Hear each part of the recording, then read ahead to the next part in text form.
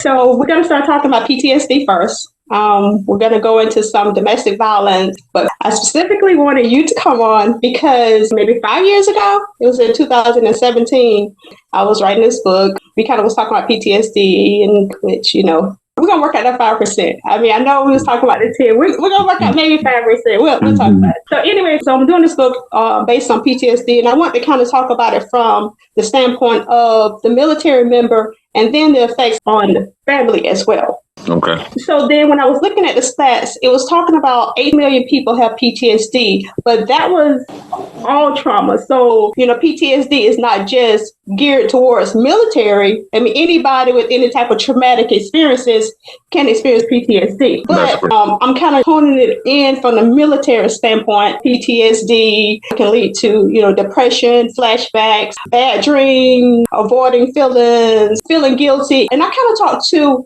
a couple of different vets when I was writing this book, but I found my conversation with you most interesting because you said something that's kind of really stuck with me. You was talking about the guilt that you felt. You were able to go home back to your family. There was many other people that you knew wasn't. And so kind of that guilt that you feel like, why me? Why did I survive? Why did I get to go home to my family and they did it? Mm-hmm. And that's something that we who have never gone to war don't understand, because you come back and we're thinking, okay, everything is good now.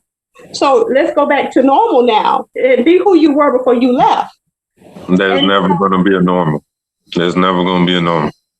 Yeah. So with that subject, it's touchy, but like I was just saying, you will never be back to normal. There's never a normal again. Losing someone that you call a brother or losing somebody that got your six. It's a little bit different from losing a family member. In my situation, he passed in my arms. Mm-hmm. So how do you cope with that when you come back and everybody's expecting you to go back to the same person that you were? And even in the military, there's not a lot of sympathy because especially even as a man, and I know women experience PTSD too, but especially as a man, you're expected to come back stronger than ever. So don't come back with depression and suicidal thoughts because, you're a weak man. Exactly. So let's talk about that. After my last deployment, it took me about 3-4 years to even go to the VA. Because of that aspect, you look down upon, you look as a weak person because you're scarred. Yeah. Because you did something that only 1% of the world has ever done. Not even 1%. I would say 0.5% because not everybody in the military deploys or has combat experience. Yeah, like me, for instance. I was in the military, but I was never deployed. So I can't relate to your story. It took me a while to get that. I'm actually in the middle of my medical retirement right now. I have to go on Tuesday to go to an appointment to get my disability and get out. Because probably for the past 2 years, I've been not all the way there. It's a bittersweet thing, but I know me as a leader and also me as a soldier and a person and a family man, this is my best choice. You have kids, and now you have to be a strong dad to add on to all of the other strong things you needed to be. Now you got to be well enough to take care of your kids and bring them up and have a good environment for them, but you're still not healed and you're still not whole. Not just you, but I'm just saying, how do people help their kids and how do they keep their marriage afloat when they're not whole? And so many people won't go to counseling. And then sometimes even the counseling that's been offered is not effective. And you don't feel comfortable. And that's what it's been for me. The counseling that was being offered, it was a waste of time. I'm in counseling now and I talk to weekly. He's pretty good. He's a Marine vet and he can relate. And that's the thing that I always look for. That's a good point. I think counselors really do need to be vets, and more so maybe vets that have experienced some of the trauma so they can be like, yeah, I get it. And especially if they've gotten some help and they can kind of point you to those resources. Mm-hmm. Like what made him different than the other counselors? Well, one, he's a person of color, which is always a positive thing for me. He's a war vet, a combat vet, just as I am. And that helps me resonate because I know he understands the connection of what I feel. Yeah. And so we also kind of talk about men are supposed to cry. Where did that come from, really? I always say that men have a masculine and feminine dynamic. Females have a masculine and feminine dynamic. That's why when women feel unsafe, they become more manly, they get more aggressive. There's situations where they may have to protect. They need to have that masculine aggressive role to come out. But men are not always in a masculine aggressive role either. So we have both of these polarities, both of these dynamics within us. But a man needs to also understand that there's a softer side of him, and it's okay to express that softer side. I definitely had to learn that for myself. There's been plenty days where I held anything in. I don't want to be a burden. I'm supposed to just take it on the cheek like any other man do. But now that I know a little bit more, that as a man, as a person, period, you have to let your emotions out. You can't just hold it in. I love hearing you say that, because men was not taught that. Even as a little boy who's crying was told, men don't cry. You better wipe those tears. You're not supposed to cry. And they grow up, and then they're in relationships, and the woman is like, I need to know you care. I need to see your feelings. I need you to express to me how you feel. And so it backfires on all fronts. Mm-hmm. It does. So now the relationship's going down. It's a thing that the military itself has recently changed. It's okay to be hurt. Mm-hmm. Back in the day, or when I first joined, it was suck it up and drive on. And now it's go seek help. I've had my XO, which is a '04, drive from Tallahassee to come get me and take me to Jacksonville, because it's been that bad. I've been put in a 72-hour hold at a nut house or whatever you want to call it. And that was my third time. And the world teaches you to not tell anybody that you shouldn't be sharing that. But if you don't share it, then how do people get help if people are not big enough or even man enough to say, listen, this is my third time here? Because the whole narrative used to be a man don't complain, a man don't hurt, but it takes a man to admit that he's hurting. It takes a man to admit that he needs help. Yeah, it could actually save his life. You know? 22 a day is way too high. Suicide? 22 a day. In the past, probably 2 years, I've lost 4 people from suicide. We was talking on the podcast, I think it was about 2 weeks ago on Twitch's death. And a lot of people are not reporting. That's just the people that are reporting, like, yeah, I'm thinking about committing suicide. There's plenty of people that don't report it. But you have actually been vocal about your struggle. Yeah. And a lot of men don't. But it doesn't mean a lot of men not going through it. And females too, you know. Yeah. Well, just people, period. Like, if you need help, you need help. You don't have to be a veteran or whatever. If you need help, say something. And that's what needs to be okay. Because for needing help, it seems to be looked down upon. Yeah. And then, too, if you need help, you really need to reach out to somebody that is going to support you in getting that help. Not somebody that's just going to make you feel worse because you need the help. That support system is huge. I'm part of a lot of veteran groups, suicide prevention groups. I give my number out. I talk to random people I've never met a day in my life. It makes me feel better. You talk to random people when you're going through it yourself. Like, you become selfless in that moment because you're like, I know where you are. Okay, I'm going to put aside my pain for a minute and I'm going to help this person. So for me, and even prior to PTSD, helping people has always been something that made me feel better. I mean, I still talk to some of the people that I've helped walk through their storm with them. I still talk to them, and I've never met them a day in my life. I've just been there. They have my number. And whether it's 2:00 in the morning or 2:00 in the afternoon, I'm there. What can a spouse do to help the situation? So it's kind of hard to say what they need to do, because if they don't understand, they can't be there fully for you. But at the same time, they need to support you. There's got to be some type of counseling for the vet and his spouse to go to, where the spouse can learn and try to be a little bit more supportive. Yeah, but there's still also a no. It's just like with me not wanting a counselor that is not a vet. It's kind of the same thing. You can't really be in that mindset as far as to understand the pain or the hurt or the trauma that has happened. So the counselor that you go to, you definitely would need your own private sessions, to kind of get it all out yourself, like no doubt. But how would you feel if your spouse or your fiance was able to come sometimes as well to get an understanding of when they act this way, this is really kind of what's going on, and this is how you can support, because we all have traumas. So even though I'm not a war vet, I may have my own traumas. So if you come at me a certain way, my own insecurities, my own wounds, my own childhood experiences will kick in. And then I respond to you because of my own traumas. And then we're arguing. So what I think it is especially with combat vets, that's what we hone in on. We, yes, we are probably scarred from other things in life, but we're honed in on that because that's the part that is most scarring, I guess.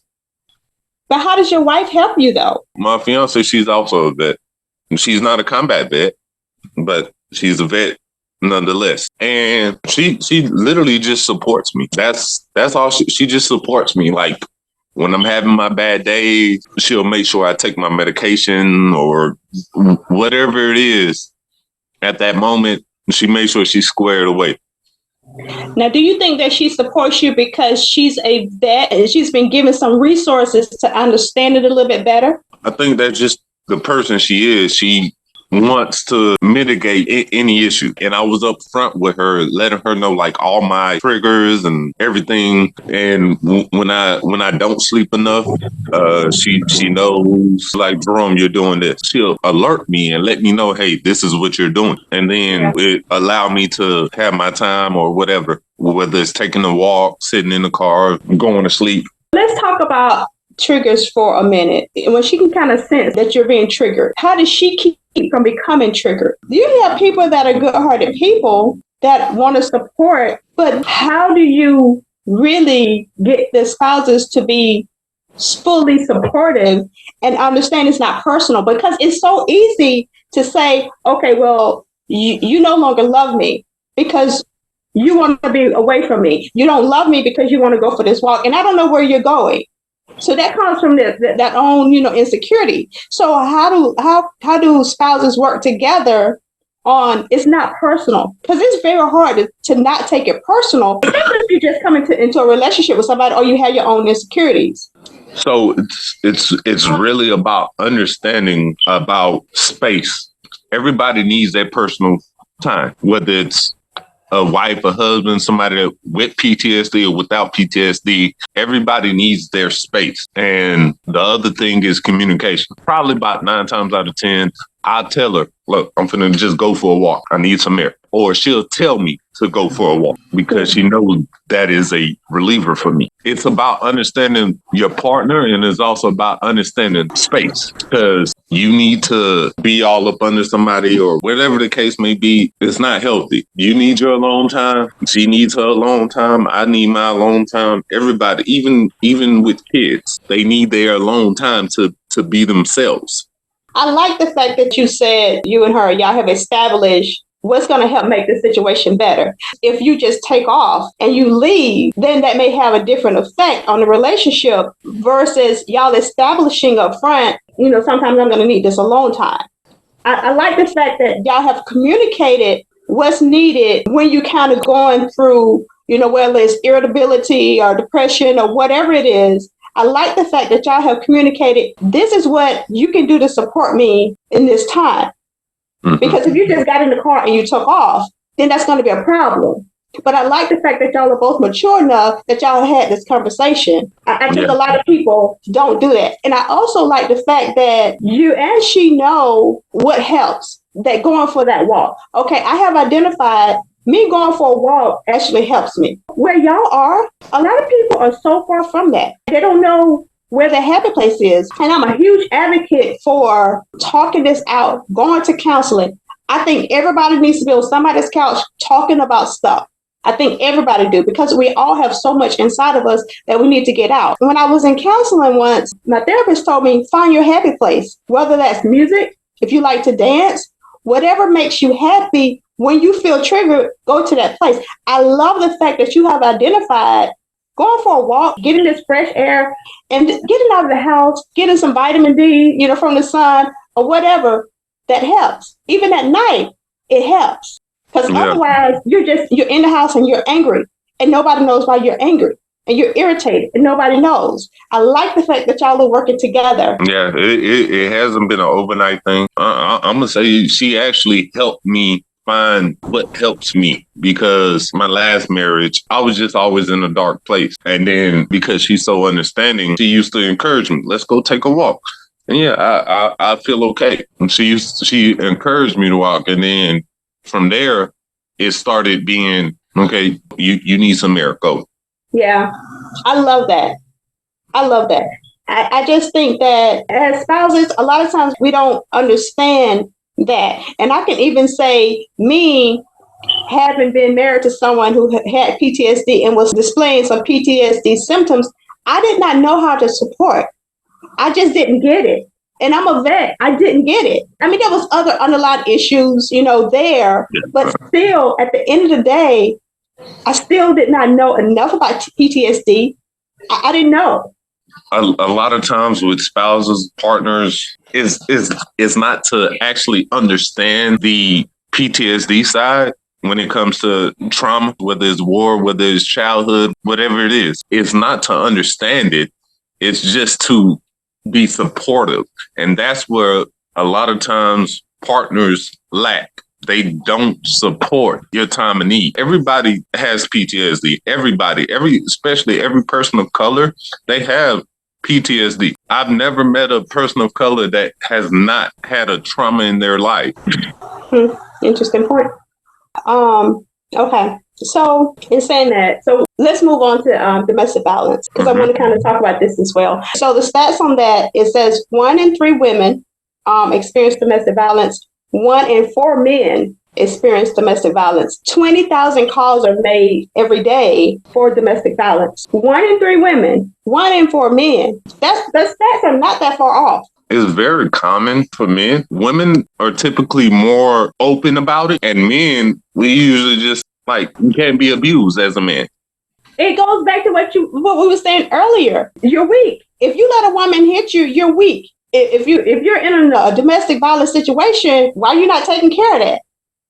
How you gonna let somebody beat you? Yeah, and also as men, if we react to domestic violence, we're the one that's in trouble, not the woman. Even though she can slap you in your face, scratch you, bite you, whatever. And that's one of my issues with raising a son. I don't want anybody beating on my daughters or my son. But as a society, men have been taught, don't you ever hit a woman. I don't care what she's doing. And that was something I was watching. Dr. Phil was talking about, telling this guy, if she's hitting you, you walk away. She punches you, you walk faster. Even growing up, my dad always told me, turn your cheek 3 times. And then what? And then you restrain. So basically, you got to find a way to hold her down and keep her from hitting you. I feel the same way, because I don't think a man should hit a woman back, but I don't think a woman should put her hands on a man, ever. And I'm going to tell you a little story. In my younger years, I was dating this guy, and I don't know what he did, but I slapped him, and something changed in his eyes. Something in his eyes changed. And I noticed the change, but it was so quick. He slapped me back so hard. He didn't do anything else. He returned the same lick that I gave to him. I hit him hard. He hit me hard. But when I tell you, I had a moment with Jesus. I had a come to Jesus meeting at that moment. And I realized then, this is not what you want. And I never put my hands on another man after that, because I realized it's an unfair fight. My strongest lick and his strongest lick, very different. And men who are getting beat on, they're walking away because they do realize that their strongest lick is different. Even now, if you even look at me like you're ready to have domestic violence, I'm out. I'm not doing it. I'm not doing it. The issue is the whole fight that has been going on with women and equal rights as men. A lot of women only understand that, okay, yeah, I want the equal pay, I want that, but I don't want to deal with the repercussions that come along with everything else. That is the biggest issue, and I hate to say it, it's our black queens that are the antagonizer when it comes to, they threaten to do all this other stuff to you, but when you retaliate, now you're the wrong person. Now I have to disagree because of the black queen, because we got Amber Heard. And, she was doing the most. It comes back to the environment that we're raised in. If you saw violence, that increases your chance significantly of being violent. I agree with that. And that's why I think people need to get counseling too, because all of this being tainted and they've seen this stuff. Then I wanted to kind of talk about Krishan and Blueface. They're a rapper, if you don't know who they are. Who Krishan and Blueface is? Of course you do. Who don't know about them? They're so freaking toxic. But he said he's never not seen his mom fight the man that she was with. That's definitely a thing. Like it's a whole lot of toxicity based upon the environment we're in. Yeah. I've never seen my dad touch my mom, but I've seen my mom go after my dad. And then if you've seen that increases the chance of your tolerance for women to come after you. It increased the chance that you'll be okay with it. But yeah, it definitely did increase my tolerance for tolerating whether it's verbal abuse or physical abuse from a woman. Yes, because you're a product of our environment. So, okay. Yeah. Is there anything else you want to say? Anybody that has any trauma, please seek the help that you need. Please, because you will only hurt yourself by not seeking help. So is your recommendation like getting in some of those support groups, going to counseling? Where's the first step? The first step is just finding your comfort zone in whatever counseling that you do seek, whether it's a health group or one-on-one counseling or whatever.